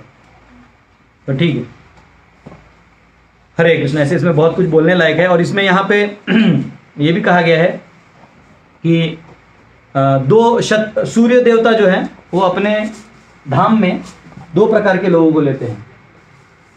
सूर्य देव जो है, सूर्य के ग्रह में प्रवेश जो है वो 2 लोगों को मिलता है, एक क्षत्रिय को मिलता है और एक ब्राह्मण को मिलता है। ये जात से नहीं है, ये कर्मों से है। और कौन? तो जो विरक्त है वो ब्राह्मण को मिल जाता है, और जो क्षत्रिय धार्मिक युद्ध में भगवान की वाणी का आदेश पालन करते हुए अगर मृत्यु को प्राप्त करे तो उसे सूर्य का मिलता है, मतलब स्वर्ग मिलता है। ठीक है, मतलब यहाँ पे भोग की बात हो रही है ना, इसलिए स्वर्ग का भी बात हो रहा है, तब उसे वो मिलेगा। और अर्जुन क्या कर रहा है?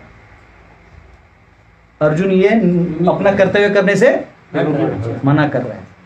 तो अर्जुन ऊपर का सोच रहा है कि नीचे का सोच रहा है? नीचे। तो यहाँ पे वो बताया गया है। तो इसलिए क्षत्रिय को तो उसका श्लोक जो है आपको पराशर स्मृति 3:30 में मिलेगा। यह अध्याय खत्म होने के बाद मैं इसको स्कैन करके दे दूंगा। किसी ने मुझे कमेंट में लिखा था कि प्रभु जी फोन स्कैन करके कुछ आता है, तो आपका नोट स्कैन होता है, ऐसा बोला है, तो पता नहीं अगर होगा तो मैं भेज दूंगा, और वैसे भी नहीं तो फोटो खींच के भेज दूंगा। तो ये श्लोक जो है आपको सब मिल जाएंगे।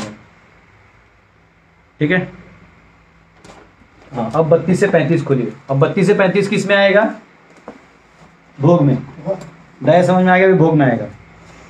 किम नो राज्येन गोविंद किम भोगैर्जीवितेन वा येषामर्थे कांक्षितं नो राज्यं भोग सुखानि च त इमेव स्थिता युद्धे प्राणास्त्यक्त्वा धनानि च आचार्य पितरा पुत्रा तथैव च पितामहा मातुला शशुरा पौत्रा शाला संबंधिनस्तथा एतान् हन्तुमिच्छामि घ्नतोऽपि मधुसूदन अपि त्रैलोक्य राज्यस्य हेतो किं नो मही कृते निहत्य धार्तराष्ट्रान्न का प्रीति स्यात् जनार्दन। हे गोविंद, हमें राज्य सुख अथवा इस जीवन से क्या लाभ, क्योंकि जिन सारे लोगों के लिए हम उन्हें चाहते हैं वे ही हमें इस युद्ध भूमि में खड़े हैं। हे मधुसूदन, जब गुरुजन पितृगण पुत्रगण पितामह मामा ससुर पौत्रगण साले तथा मतलब साला गाली नहीं है, देखो यहाँ भी शाला लिखा है, अन्य सारे संबंधी अपना अपना धन एवं प्राण देने के लिए तत्पर हैं और मेरे समक्ष खड़े हैं, तो फिर मैं इन सबको क्यों मारना चाहूंगा, भले ही वे मुझे क्यों न मार डालें। हे जीवों के पालक, मैं इन सबों से लड़ने को तैयार नहीं, भले ही बदले में मुझे तीनों लोक क्यों ना मिलते हों। इस पृथ्वी की तो बात ही छोड़ दो, हाँ, भला धृतराष्ट्र के पुत्रों को मारकर हमें कौन सी प्रसन्नता होगी। तो यहाँ बहुत बड़ा सवाल कर दिया है अर्जुन ने कि उनका अंडरस्टैंडिंग ये है कि इन लोगों को मार के अगर मैं खून खराबा कर भी लूं और उस खून खराबा के बाद मैं राज्य में बैठ भी जाऊं तो लोग क्या कहेंगे, क्या कहेंगे लोग, अपने स्वार्थ के लिए क्या। जैसे फॉर एग्जाम्पल आज हमारे समझो अभी ऑनलाइन वालों के लिए उदाहरण दे देते हैं कि आप लोग किसी शादी के पार्टी में गए हैं और शादी के पार्टी में गए और वहाँ गुलाब जामुन एक जगह रखा हुआ है और बफे सिस्टम है, आप आराम से ले सकते हो, लेकिन आप हड़बड़ी करके और किसी को हटो हटो मैं लूंगा, हटो हटो, लात मार दिए सबको, आप गुलाब जामुन खा रहे हो, तो वो भोग आपके कोई काम का है, क्योंकि उधर आपका फिर इज्जत ही नहीं बचा ना, आपने ऐसे थर्ड क्लास काम कर दिया। हाँ, एक बार हम लोग को याद है जब हम लोग कांचीपुरम गए थे वरदराज स्वामी का दर्शन करने के लिए, हमारे गुरु महाराज के 2-3 हज़ार डिवोटीज गए थे यात्रा में, तो क्या हो रहा था, सब लोग लाइन में लगे थे दर्शन के लिए, तो कुछ जो मुश्तंड टाइप बॉडी यंग डिवोटीज थे वो जाके बूढ़ों को ढकेल रहे सबको, अरे हम दर्शन करेंगे, हरि बोल हरि बोल। महाराज जी बोले इधर आ सब, तुम्हें दर्शन हुआ ही नहीं, भगवान सेवकों के सेवकों को देखते हैं, तुम तो बॉस बनने आगे आगे। तो यहां अर्जुन भोग की बात कर रहे हैं कि मैं भोग कैसे कर लूंगा, भोग भी नहीं होगा मेरे से, तो इसलिए मैं युद्ध नहीं करूंगा। इसमें भी बहुत कुछ इंट्रिकेट चीजें हैं, लेकिन वो बताने में बहुत टाइम चला जाएगा, ठीक है। तो ये पॉइंट को समझ लीजिए बस, और उसके जो रेफरेंसेस है मैं आपको उसमें भेज दूंगा, ये रेफरेंसेस आपको मिलेंगे। हाँ, वशिष्ठ स्मृति 319 में मिलेगा, वो सॉरी ये नहीं, वो इसमें आएगा जनार्दन। इसलिए यहाँ पे एक शब्द है जनार्दना, ये इस श्लोक में आगे बहुत, अभी इसके आगे 2-3 बार जनार्दन आएगा, तो जनार्दन शब्द का अर्थ समझिए। जनार्दन जनार्दन जनार्दन, अब याद रखो इसको आप 2 तरीके से तोड़ सकते हो, जन अर्दन और जन आर्दन। इसका हुआ मेंटेनर, कि आप मेंटेनर हो, किसके मेंटेनर हो, आप संभालने वाले हो किसके, जन के। तो हे जनार्दन, हाँ, लेकिन यहां तो मारने की बात हो रही है, तो कहते प्रभु ये आर्दन यानी मारने वाला, तो बोले आप ही जनार्दन है, आप निर्णय करिए करना क्या है, मेंटेन करना है कि मारना है। देखा जनार्दन शब्द का मीनिंग, आप ही डिसाइड करिए कि मारना है कि रखना है। और आगे 2-3 बार जनार्दन आएगा, अभी जो श्लोक आएंगे ना, अब देखना जनार्दन जनार्दन तुम ही डिसाइड करो, मुझसे डिसाइड नहीं हो रहा है, ठीक है। इसको लिख लीजिए।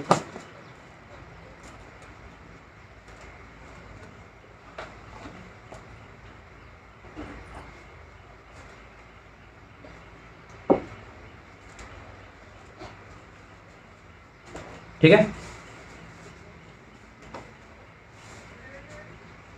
अब अभी जो श्लोक आएगा 36 वाला वो पाप के ऊपर आएगा। खोलिए।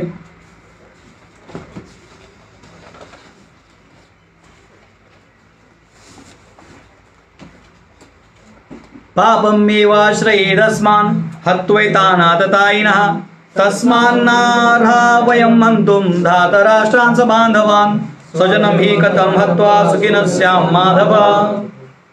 यह क्या नाम का है? माधव। क्यों कहा है? अब आप खुद बोल सकते हो क्यों कहा है? क्योंकि लक्ष्मी के आप पति हैं। माँ यानी लक्ष्मी, धव यानी पति।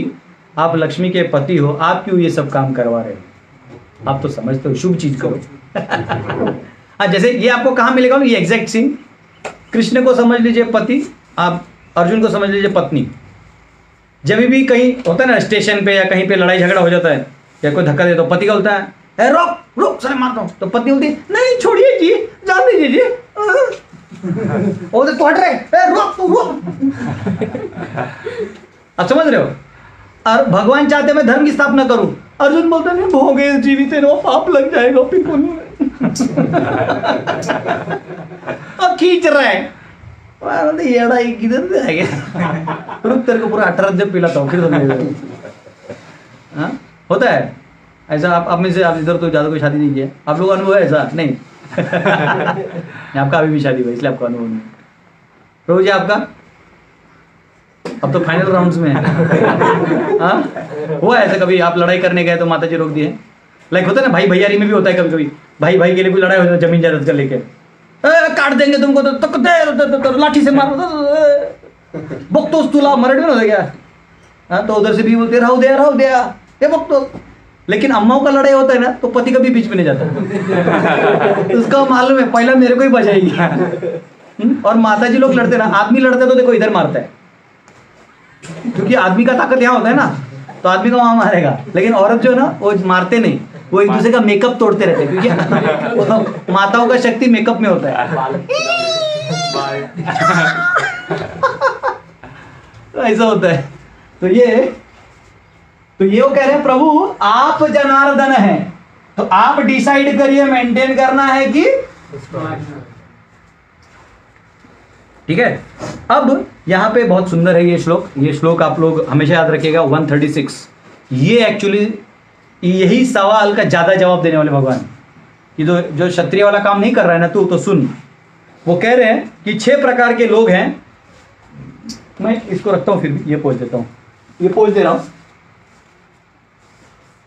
6 प्रकार के आतताई हैं। कितने? 6 और आतताई।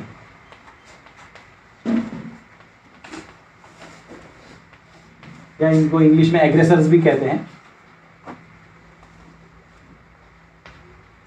ये G डबल होगा एग्रेसर्स। तो ये 6 का वहां पे परपोर्ट पे प्रभुपाद ने नाम दिए हैं सब 6 कौन कौन है। लेकिन यहां पे वो श्लोक आएगा वशिष्ठ स्मृति 3:19। वशिष्ठ स्मृति इसलिए मैं बोल रहा हूं 3:19 और मनुस्मृति मैं श्लोक आपको बाद में भेज दूंगा जिसमें कहा गया कौन 6 को आप मार सकते हैं। और मनुस्मृति 8:350। जब मैं आगे वर्णाश्रम सीरीज देने वाला हूं तब मैं ये सारे आपको रूल्स पढ़ाऊंगा। अभी सिर्फ समझ लीजिए ये वाला श्लोक कहता है कि 6 प्रकार के लोग हैं आक्रांता माने जाएंगे, इनकी आप हत्या इमीडिएटली कर सकते हो। और वो आदेश मनुस्मृति मिला कि ऐसे आक्रांतों को इमीडिएट मार सकते हो, आपको कोई पाप नहीं लगेगा। तो ये 6 कौन है? पहला कौन सा लिखा देखो प्रभुपाद जी ने? विष देने वाला। मैं सिर्फ विष लिखता हूं, पॉइजन। दूसरा घर को अग्नि देने वाला। हाँ घर को अग्नि, ठीक है ऐसे लिखता हूं मैं, घर को अग्नि, ज्यादा जगह नहीं है इसलिए। और हथियार से आक्रमण करने वाला। आक्रमण, हथियार आक्रमण ना, हथियार लिखता हूं मैं। फिर धन लूटने वाला। धन लूटने वाला, आपका धन लूटने वाला। और दूसरे की भूमि हड़पने वाला। भूमि हड़प, पराई स्त्री का भूमि हड़पने वाला। हाँ फिर पराई स्त्री का अपहरण ना, पराई स्त्री अपहरण समझ लो, समझ जाएगा। ये 6 प्रकार के अगर कोई कृत्य करता है तो उसकी त्वरित हत्या की जा सकती है और यह आदेश है। लेकिन यह अर्जुन क्या कह रहा है? कि मुझे क्या लग जाएगा, पाप। पांडवों को इसमें से क्या क्या हुआ था, जैसे विष दिया गया ना भीम को, घर को अग्नि लाक्षाग्रह, हत्यार, वो तो इधर चली रही है, तुम्हें हथियारी तो लेके आया है, धन लूटने वाला, पूरा धन लूट लिया, भूमि हड़प लिया, हस्तिनापुर उन्हीं का लूट लिया, और पराई स्त्री जयद्रथ ने उनकी पत्नी को और द्रौपदी का स्वयं उसमें वस्त्रहरण के समय, ये देखो 6 के 6 थे, मतलब इसका एक कारण में आप मार सकते थे, 6 के 6 तुम्हारे पास। हाँ, अब ये भैया को क्या हो गया है, आ गया है बीच में ही,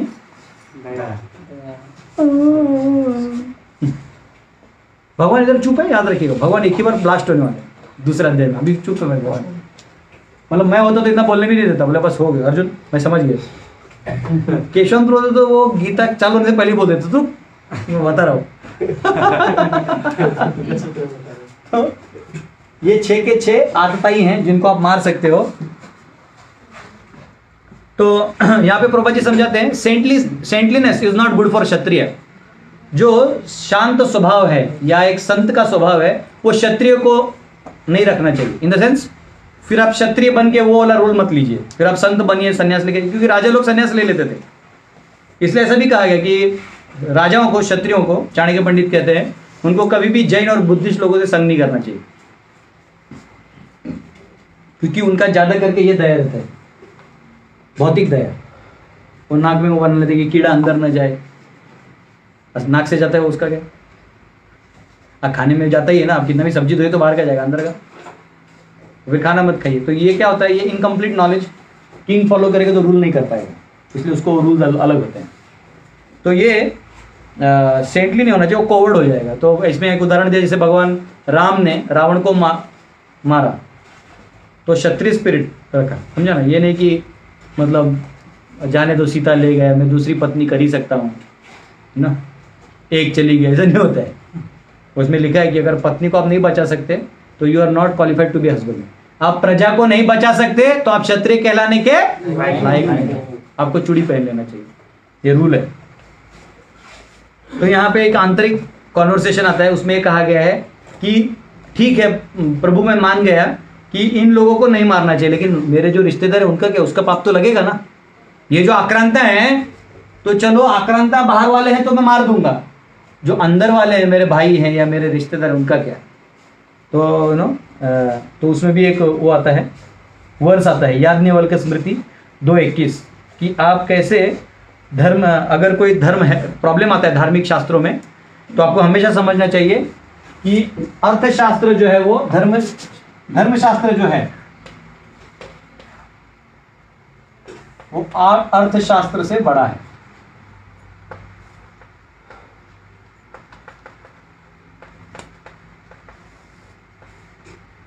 तो वो ये इनडायरेक्टली कह रहे हैं कि ये सब देखा गया तो थोड़ा अर्थशास्त्र के पॉइंट ऑफ व्यू से आता है ये हाँ, क्योंकि भैया प्रॉपर्टी ये सब तो छोड़ देना चाहिए, ठीक है। तो उसके माइंड में ये आ सकता है, वो अर्जुन अभी अर्थशास्त्र को बड़ा बना रहा है, इन द सेंस बड़ा बना रहा है, इन द सेंस कि वो छोड़ भी दे रहा है, लेकिन उसका दिमाग यहाँ है, चेतना उसकी कहाँ फंसी हुई है, हाँ, वो धार्मिक नियमों को छोड़ रहा है। उसका असली नियम क्या है, उसका क्षत्रिय काम है, क्षत्रिय काम है। वो किसी के साथ भी हो तो उसको न्याय देना उसका काम है, लेकिन वो क्या कर रहा है, उधर से छोड़ के इधर फोकस कर रहा है। तो ये लोअर है, तो आपको एक्चुअली जब हायर आ जाए तो लोअर को छोड़ देना चाहिए, तो एक्चुअली हत्या कर देना चाहिए। तो आप देखिए क्या होगा,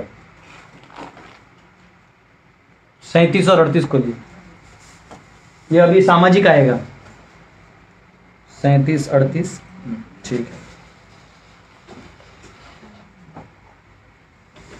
यद्यपेतेन पश्यन्ति लोभो अपहत चेतसः कुलक्षय कृतं दोषं मित्रद्रोहे च पातकं कथं च नियमस्माभिः पापदस्मान् निवर्तितुं कुलक्षय कृतं दोषं पश्यद्भिः जनार्दन। वापिस कौन सा नाम आया? भैया तुम ही डिसाइड करो, मुझसे नहीं होगा। हे जनार्दन, यद्यपि लोभ से अभिभूत चित्त वाले ये लोग अपने परिवार को मारने या अपने मित्रों से द्रोह करने में कोई दोष नहीं देखते, किंतु हम लोग जो परिवार के विनष्ट करने में अपराध देख सकते हैं, ऐसे पाप कर्म में क्यों प्रवृत्त हों? क्योंकि देखा ना पिछले श्लोक में करके उनको मार सकता हूं, लेकिन मेरे रिश्तेदार है उनका क्या? कि वो अभी क्वेश्चन डाल रहे हैं। तो यहाँ पे महाभारत में आता है, आहूतो न निवर्तेत द्यूतादपि रणादपि, कि 3:56-8 में अगर चैलेंज किया जाए, महाभारत में आता है 3.56.8 में, कि अगर क्षत्रिय को आह्वान दिया जाए तो युद्ध में उसको जाना होगा और गैम्बलिंग में जाना होगा, द्यूत में जाना होगा, तो वो उसका धर्म है। ठीक है। अर्जुन कह रहा है कि नहीं, ये अर्थ का चीज है तो छोड़ दे दूंगा, लेकिन धर्म क्या है? तुम्हें तो युद्ध में ललकारा है ना, तो अब युद्ध करना ही पड़ेगा। भगवान अपग्रेड कर रहे हैं, मतलब ये तो भगवान अभी तक बोले नहीं है, लेकिन एक कन्वर्सेशन चल रहा है इनडायरेक्टली। वो क्यों अर्जुन ऐसे बोल रहा है कि अर्जुन इसको साइड कर रहा था, अब यहां से प्रूव हो गया कि इससे बड़ा तो ये है। अब फिर और आता है, फलतोपि च यत् कर्म नानार्थेनानु अनुबध्यते केवल प्रीति हेतुत्वात् तद धर्म इति कथ्यते। Dharma is said to be that action performed only out of affection whose effect does not lead to evil. तो अर्जुन क्या कहता है कि लेकिन धर्म का काम है कि ऐसा ही करो जिससे विनाश ज्यादा न हो, लेकिन ये करने से विनाश हो रहा है। तो देखो ये मस्त डायलॉग चल रहा है अंदर में। तो ये उसका वो है। अच्छा, अब अगले जो वर्स हैं 29, 39, 40 और 41, इसका एक डायग्राम है, वो हमको बनाना होगा। तो अभी हम सामाजिक कारण में जा रहे हैं, तो उसका डायग्राम मैं यहां बनाने वाला हूं कि कहां से क्या होता है। ठीक है।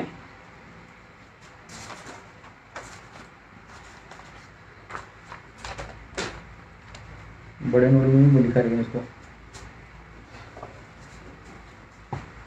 बहुत सिंपल है।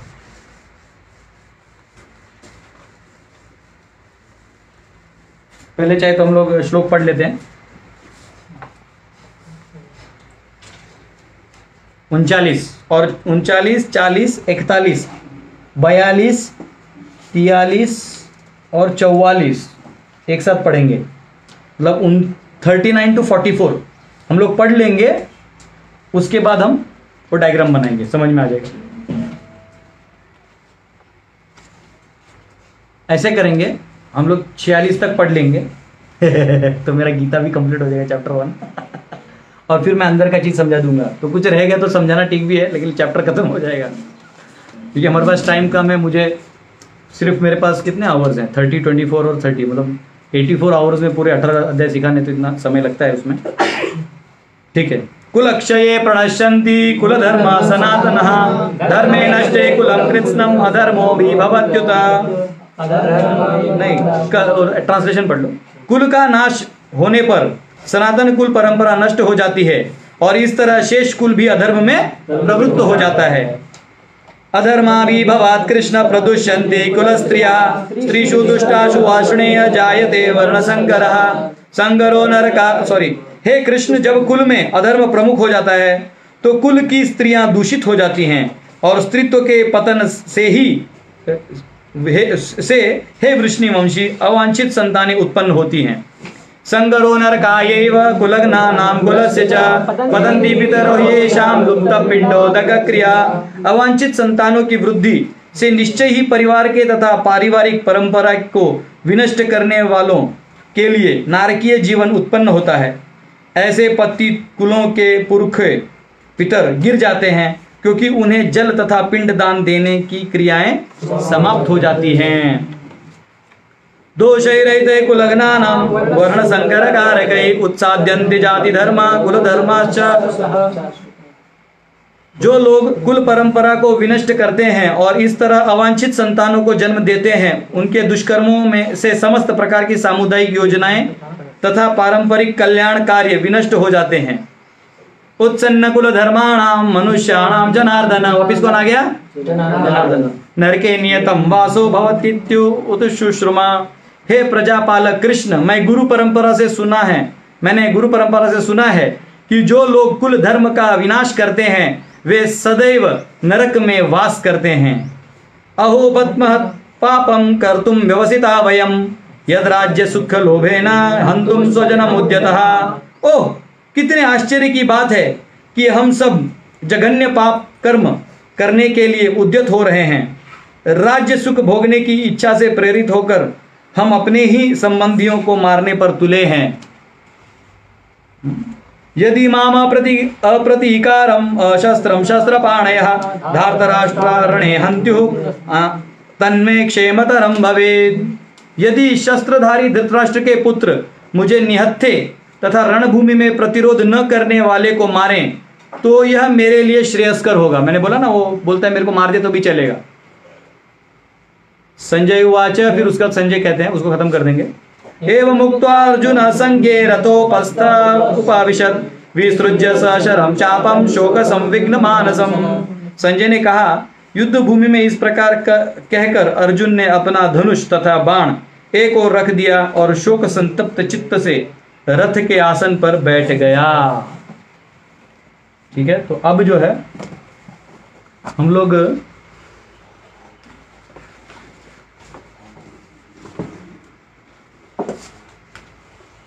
छोटा डायग्राम बना के इसको पढ़ने का कोशिश करेंगे।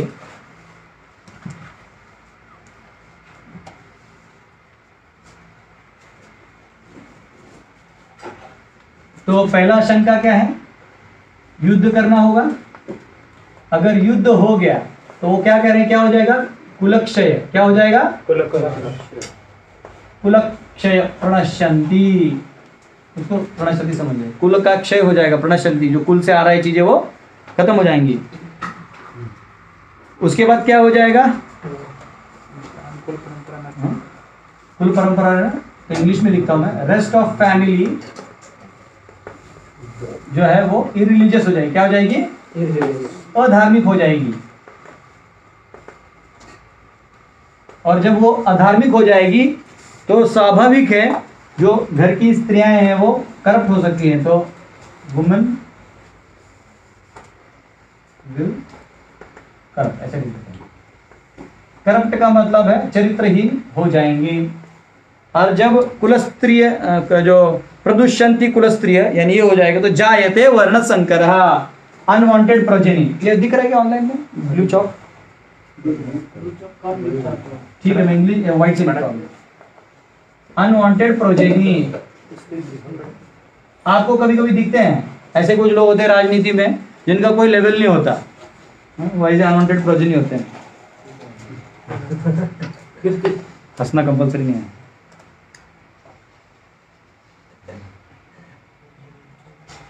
जायते वर्ण संकर नरका ये। हाँ, फिर क्योंकि वर्ण संकर पैदा होगा तो वो क्या नहीं करेगा? लुप्त पिंडोदक क्रिया, पिंडदान लुप्त हो जाएगा। पिंडदान लुप्त हो गए तो पितर कहां जाएंगे? नरक में वास करेंगे। कहां वास करेंगे? नरक में। और ये लोग नरक में वास करेंगे। और अब ये कह रहे हैं कि जो कुलक्षय होगा, तो मैं इस पेन से लिखता हूँ, वाले से व्हाइट से नहीं लिखा है ना। तो कुलक्षय होगा तो अपने आप क्या हो जाएगा? 16 संस्कार जो चलता था वो बंद हो जाएगा। होता है ना, उपनयन संस्कार होता है, गर्भधान संस्कार होता है। ये कहां से आते हैं? क्योंकि जो परिवार है वो चलता है, समाज चलता है, तो कुछ प्रथाएं अपने आप चलती रहती हैं।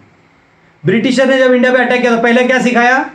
अरे अब हमको नई उमंग लानी है, हमको सब नया करना है। अरे मूर्ख, हमारा सब ठीक ठाक था। हाँ, अब क्या हो गया? पहले होता था कि हर चीज का एक संस्कार होता था। बचपन में इतने साल का मुंडन, उपनयन, हाँ, विवाह, ये सब संस्कार होते थे। इन्होंने क्या कर दिया? सब बिगाड़ दिया। Chocolate day, rose day, mummy day, papa day. प्यार तो ये किसी को करते नहीं, पर डे सबका मनाते। नास्तिक दर्शन है ये। क्या है? नास्तिक दर्शन। उसमें धर्म का कोई लेश है ही नहीं। क्यों हुआ? क्योंकि कुलक्षय हो चुका है। डेमोक्रेसी ने हमारी कमर तोड़ दी, घर तोड़ दिए। भाई भाई से लड़ रहे हैं तो क्या होगा? अपने 16 संस्कार हट जाएंगे, संस्कार होगा ही नहीं। और जब संस्कार विहीन हो जाएंगे लोग तो अपने आप घर के लोग क्या बन जाएंगे? अधर्मी, अधर्म बन जाएगा, इरिलीजियस, अधर्म, अधर, हाँ, सनातना अधर्मे नष्टे कुलम कृष्णम अधर्मो भी भवत्युतः, वो हो जाएगा। अच्छा, उसके बाद क्या होगा, क्योंकि घर में सब इरिलीजियस है। इरिलीजियस मतलब क्या, धर्म के अनुष्ठानों में उनको रुचि नहीं है ना, ये सब में उनको रुचि नहीं है। तो जब रुचि नहीं होगा तो स्वाभाविक है जो अधर्मिक काम है उसमें उनका ज्यादा रुचि लगेगा। अधर्म यानी भगवान से जो नहीं जुड़ा है वो सब चीजें। अब फुटबॉल मार रहे हैं, इसमें क्या देखने लायक है? नहीं तो आईपीएल में वो बॉल डाल रहा है, सब देख रहे हैं, मारेगा नहीं मारेगा। तो ये क्या है, एक बार एक राजा था, वो तो ब्रिटिश खेलते थे फुटबॉल, तो वो जो राजा था वो बड़ा धार्मिक टाइप था। तो ब्रिटिशर सोचे कि हमको इस राजा से दोस्ती करना है, तो इसको हमारा फुटबॉल दिखाते तो हो सकता है इसको भी रुचि आए। तो उसको बोले कि हम आपके यहाँ फुटबॉल वो करवाना चाहते। बोले क्या करना होगा? बड़ा ग्राउंड। बोले ठीक है, बनवा दिया बड़ा ग्राउंड। और राजा को बिठाया, 11 प्लेयर वहाँ, इनके यहाँ प्लेयर, और बीच में बॉल है। हाँ, फुटबॉल में कितने प्लेयर होते हैं? 11 होते हैं। तो समझो बीच 22 लोग थे और एक बॉल था। वो सीटी मारा, हम वो जो बीच का रेफरी था, तो ये लोग एक बॉल के पीछे 22 लोग भाग रहे हैं, 10-20 लोग भाग रहे, दो पोल पे होंगे, 20 के 20 लोग बॉल के पीछे भाग रहे हैं। तो जो राजा था उधर का, वो पुराने जमाने का था, वो खड़ा हो गया, बंद करो, बंद करो सब। तो ब्रिटिशर टेंशन में आ गए, भैया इससे तो हम लोग दोस्ती कर रहे हैं, फुटबॉल दिखाने, इसको क्या टेंशन आएगा फुटबॉल से? तो सब प्लेयर ऐसे खड़े हो गए, यस सर। ये क्या प्रॉब्लम है तुमको? क्या गरीबी है ब्रिटिश लोगों की? साला 22 बॉल लाओ, सब लोग एक एक मारेगा।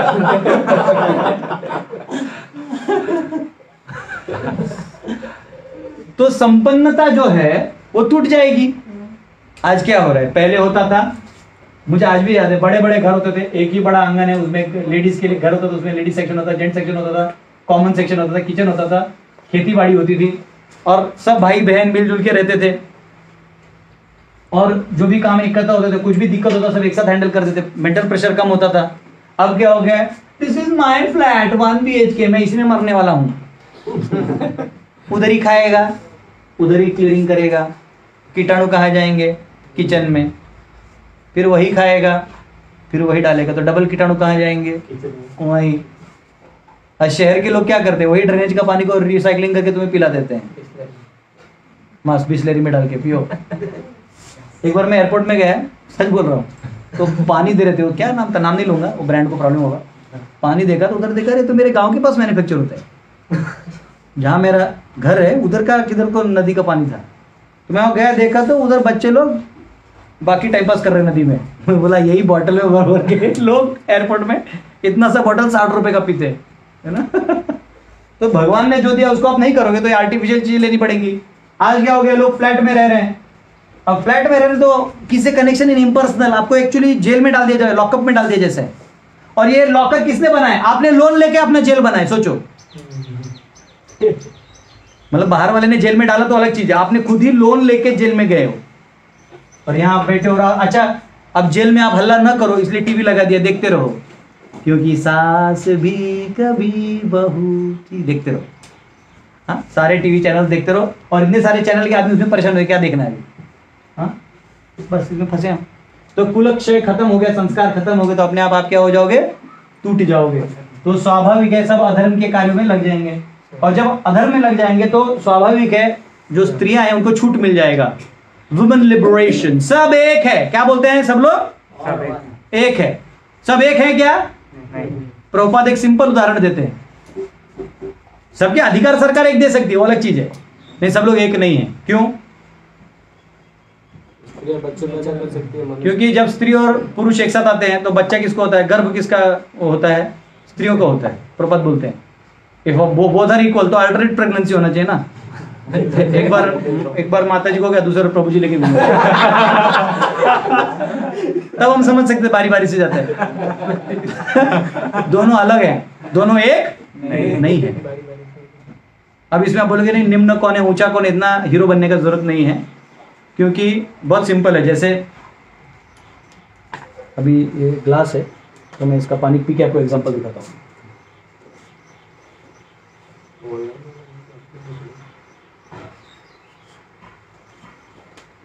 अब ये जो ग्लास है इसका पानी मैंने पी लिया।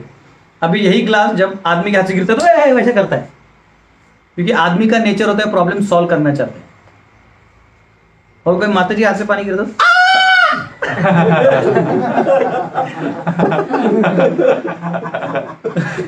क्योंकि उन्हें प्रॉब्लम डिस्क्राइब करने में मजा आता है। आप जानते हो ग्लास के कितने टुकड़े हो गए, ओ माय गॉड। आदमी बोलते वो ठीक है, कांच साफ किया क्या, वो छोड़िए, मालूम है कितना कॉस्टली था, वो मेरे नाना जी ने दिया।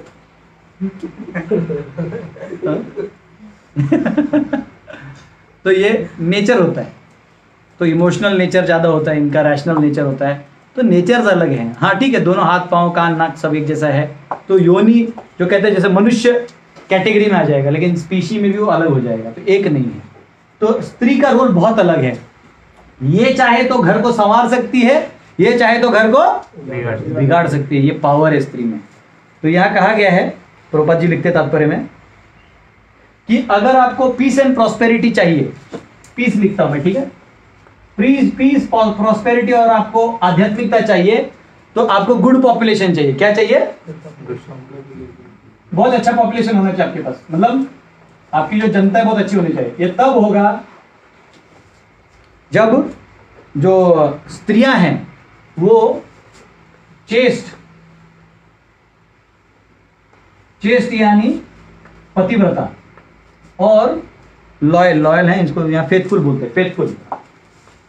अगर ये लॉयल और फेथफुल हैं तभी बच्चे अच्छे होंगे।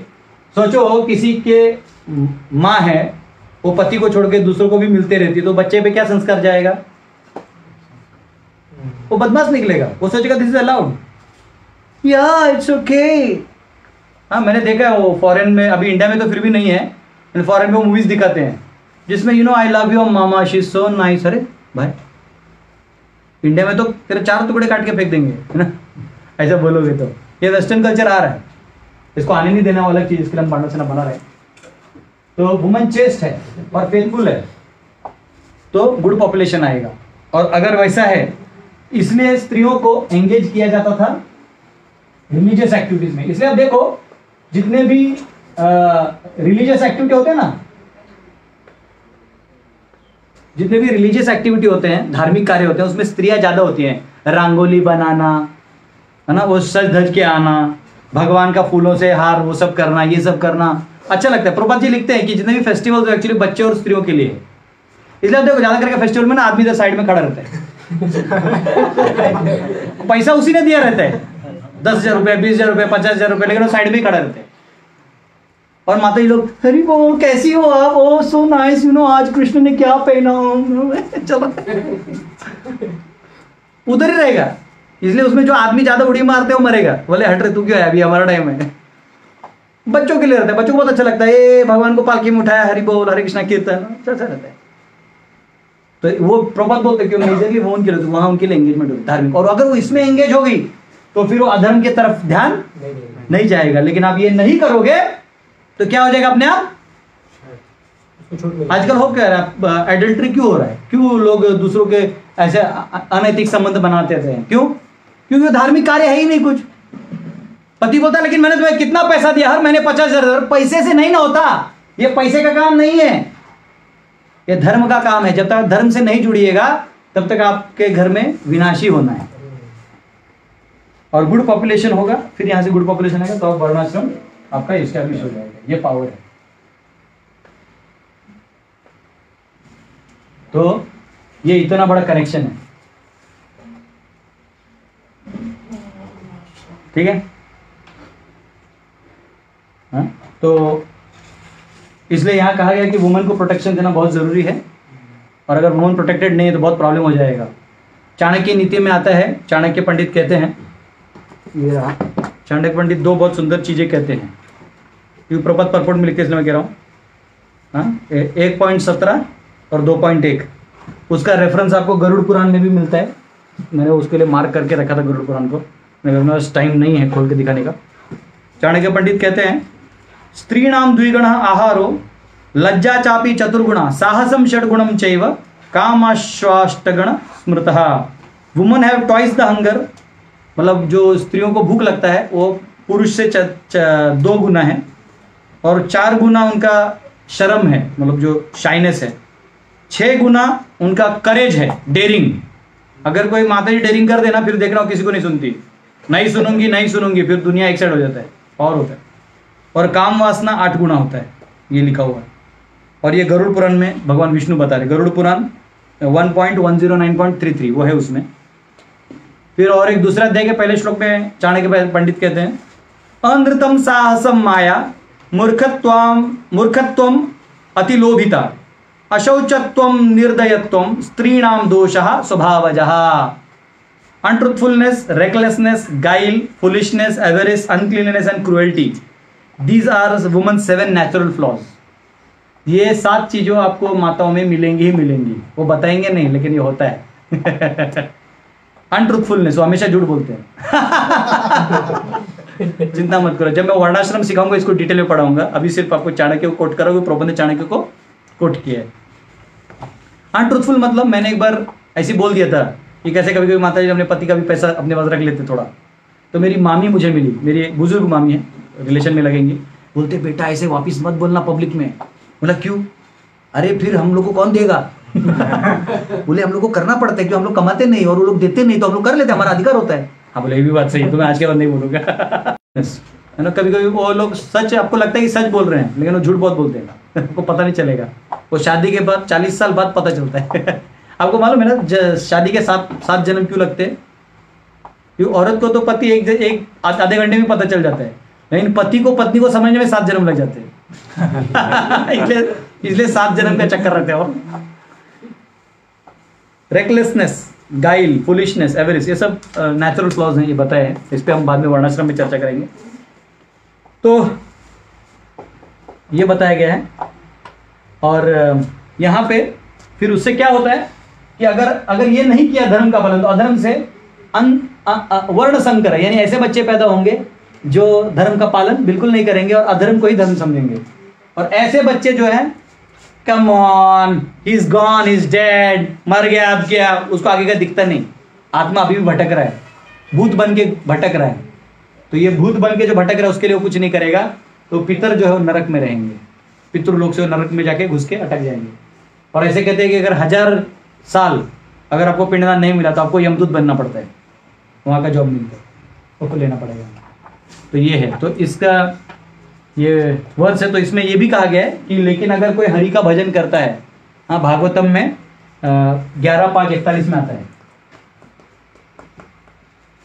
कि अगर कोई मुकुंद भगवान का, हरि का अगर वो भजन करता है तो अपने आप जो है उसे ये सब करने का भी जरूरत नहीं है। वो कहते देवर्षिर भूताप्त नृणाम पितृणाम न चकिंग करो नायम ऋणी च राजन सर्वात्मनाय शरणम शरण्यम गतो मुकुंदम परिहृत्य करतम। कुछ लोगों को लगता है कि अरे हम कैसे मुक्त होंगे, तो बस हरि का भक्ति करिए, अपने आप बच जाइएगा। तो हमने आगे अभी देख लिया कि आगे कैसे अर्जुन कहते हैं कि आप मुझे इतना का पाप मुझे लगेगा तो मैं ये सब नहीं करूंगा। और ये सामाजिक समस्या है बाबा, उसको ये सामाजिक समस्या दिख रहा है। तो अर्जुन का यहां से लेके यहां तक का एनालिसिस गलत नहीं है, लेकिन गलत क्या है अर्जुन का यहाँ पे? हाँ, ये निम्न चीज सोच रहा है, भगवान वहां भी ऊंचा वाला चीज सोच रहा है, जो हमारे दूसरे अध्याय के जवाबों में आएगा। ठीक है, आप में से किसी का कोई प्रश्न है? और अर्जुन लास्ट में ना ऐसा, वो तो हमने पढ़ ही लिया था, अर्जुन ऐसा हताश होके बैठ गया, गांडीव नीचे रख दिया और वो और कंफ्यूज हो गया। ऐसे बैठते ना, वो हरकुलस को देखा ऐसा, एटलस ऐसा टेंशन है कैसे हो, और रो रहे हैं। अंत में अर्जुन रो रहे हैं। ये हम लोग का भी यही हालत है, समझ में नहीं आता करना क्या है। ठीक है, किसी को प्रश्न आप में से कमेंट में? क्या पूछा है? ये पूछा कि जैसा हम लोग सुना है कि जैसे महाभारत को जब वो सुना रहे हैं भगवद गीता, तो समय रुक गया है ऐसा, तो केवल भीष्म को और उनको संजय को दिख रहा है, काल रुक चुका है, ऐसा है क्या? देखो, मैंने अभी जो डिवोटी को बोला था पढ़ने के लिए, वो तो ऐसे कुछ अभी चेक करता हूँ मैं, क्योंकि मैंने भी ये सुना कि भीष्म ने सुना था, भीष्म ने सुना था नहीं जानता, पर चेक मैं रेफरेंस करके चेक करूंगा। हो सकता है जब महाभारत बताएंगे ना, हमारा महाभारत के भी सेशंस है, तो उसमें हो सकता है वो रीडिंग में आ जाए। अभी मुझे ढूंढना पड़ेगा, महाभारत बहुत एक है, इतने सारे श्लोक हैं ऐसा। प्रभु जी, एक वो श्लोकों के बारे में दिया हुआ है कि जैसे 700 श्लोक हम समझते हैं ना कि भगवद गीता में, लेकिन 43वें अध्याय में दिया है जो श्लोकों की संख्या व्यास जी बता रहे हैं, वो कुछ अधिक हो जाती है। हाँ वो हो सकता है पीछे वाले अध्याय ऐसे भी सब कुछ हो। वो कहते हैं मतलब भगवत गीता में इतने श्लोक इसने बोले, इतने इसने बोले, तो वो ठीक है, उसको ऐसा करना पड़ेगा। छोड़ो, इनको और कंफ्यूज मत करो। ठीक है, इसका जवाब आपको महाभारत में हम ढूंढ के देंगे। हरे कृष्णा। श्रील प्रभुपाद की जय।